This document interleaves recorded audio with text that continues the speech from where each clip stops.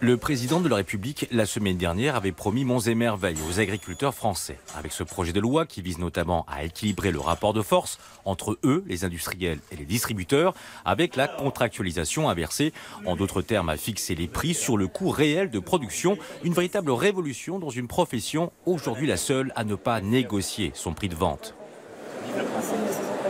Demain, grâce à cette contractualisation inversée, les agriculteurs, qui seront réunis en organisation de producteurs, pourront déterminer sur un bassin donné une indication de prix en deçà duquel ils ne pourront pas vendre leurs produits parce qu'ils ne pourront pas vendre à perte. Viser aussi la grande distribution. Ce projet de loi veut désormais encadrer les méthodes commerciales imposées par les enseignes. Par exemple, obliger les supermarchés à revendre au minimum un produit au prix acheté. Depuis des mois, des années, les prix en France sont écrasés, les relations commerciales sont dégradées, la pression des distributeurs est très forte. Ils s'illustrent en ce moment avec des promotions insensées sur certains produits. Ils font la même chose avec les produits agricoles.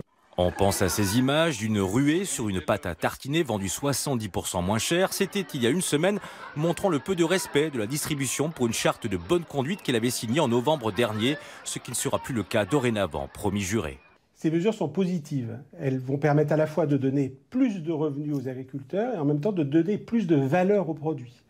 On voit bien qu'aujourd'hui, il faut faire en sorte qu'on ne puisse plus vendre à perte. Parce que vendre à perte, c'est détruire de la valeur pour tout le monde. Reste à savoir si le consommateur sera prêt à payer un peu plus cher son panier moyen.